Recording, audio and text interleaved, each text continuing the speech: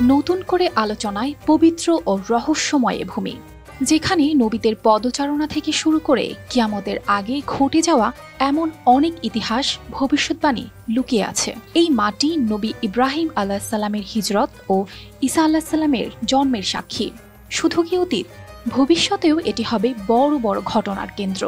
ইমাম মাহদীর খেলাফত, ঈসা আলাইহিসসালামের আগমন এবং দাজ্জালের হত্যার মতো গুরুত্বপূর্ণ ঘটনাগুলো এখানেই ঘটবে।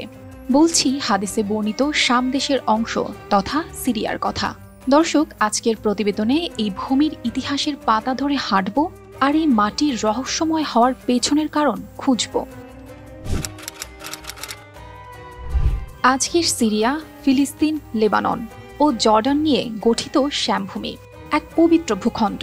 ইসলামের ইতিহাসে এর রয়েছে এক অনন্য স্থান। রাসূলুল্লাহ সাল্লাল্লাহু আলাইহি সাল্লামের বর্ণনা মতে এটি শুধু একটি ভূখণ্ড নয়, এটি মুসলিম উম্মার আত্মা, ঐতিহ্য ও ভবিষ্যতের সঙ্গে গভীরভাবে জড়িত। রাসূলুল্লাহ সাল্লাল্লাহু আলাইহি সাল্লাম বলেছিলেন, শ্যামভূমি আল্লাহর পছন্দনীয় ভূমি। এখানেই আল্লাহ তার প্রিয় বান্দাদের একত্রিত করবেন। এটি মুসলিম উম্মার দ্বিতীয় হিজরত ভূমি হিসেবে পরিচিত। তার ভবিষ্যৎবাণী অনুযায়ী যখন শ্যামভূমি ফাসাদে আক্রান্ত হবে, তখন গোটা মুসলিম উম্মাহ কল্যাণ হারাবে। এটি প্রমাণ করে শ্যামভূমি শুধু একটি ভূখণ্ড নয়, বরং মুসলিম উম্মার অস্তিত্বের মেরুদণ্ড। এই শামদের যেন কোনো জায়গা নয়। দুইটা বর্ণনায় পাওয়া যায় কিয়ামতের ময়দানটা হবে আরাফাতের ময়দানে, আবার আরেকটা বর্ণনায় পাওয়া যায় কিয়ামতের ময়দানটা হবে সিরিয়া, ফিলিস্তিন, এই শামের ভূখণ্ডের ময়দানে। পড়েন সুবহানাল্লাহ। ইমাম কুরতুবী, ইবনে কাসির ও ইবনে হাজার আসকালানি রহমতুল্লাহি আলাইহি বলেছেন, শাম হল হাসরের ভূমি।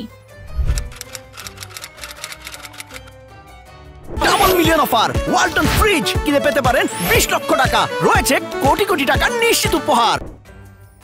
এই পবিত্র ভূমি আল্লাহর প্রিয় নবীদের স্মৃতি ধারণ করে আছে।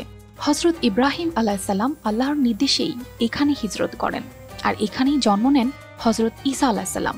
শ্যামভূমি কেবল অতীতেই গুরুত্বপূর্ণ ছিল না, বরং ভবিষ্যতের মহাযুদ্ধ ও কিয়ামতের পূর্ববেলার জন্য এর রয়েছে বিশেষ ভূমিকা। ভবিষ্যতের মহাযুদ্ধ ও ঈমানের বিজয়। শ্যামভূমি হবে মুসলিম বাহিনীর বৃহৎ বিজয়ের কেন্দ্র।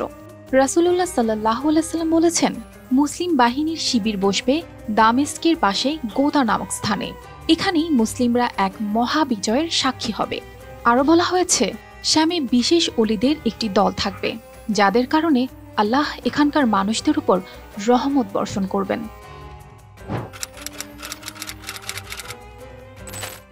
শ্যামভূমিতেই ঘটবে ইমাম মাহদীর আবির্ভাব।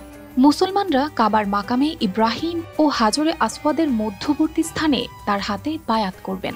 তবে শ্যাম থেকে আসা একটি দল মাহদীর বিরুদ্ধে যুদ্ধ করতে গিয়ে পথেই ধ্বংস হবে। এরপর শুরু হবে ইসলামের নতুন অধ্যায়। সাইয়েদনা ঈসা আলাইহিস সালাম দাজ্জালকে হত্যা করার জন্য ফিলিস্তিনের দামেস্কের জামে মসজিদের সবচেয়ে বড় মিনারার পাশে দুইজন ফেরেশতার পাখার উপরে ভর করে জমিনে নেমে আসবে। এই জায়গাটা অনেক গুরুত্বপূর্ণ জায়গা। যখন দাজ্জালের ফিতনা পৃথিবী জুড়ে ছড়িয়ে পড়বে, তখন আল্লাহ ঈসা আলাইহিস সালামকে পৃথিবীতে পাঠাবেন। দামেস্কের পূর্বে শুভ্র মিনারের কাছে তার অবতরণ হবে। তার শ্বাস যেখানে পৌঁছাবে, সেখানেই কাফেররা মারা যাবে। দাজ্জালকে হত্যা করা হবে শ্যামের বাবেলুদ নামক স্থানে। এটি হবে কিয়ামতের পূর্ববর্তী গুরুত্বপূর্ণ অধ্যায়। অর্পিতা জাহান, RTV।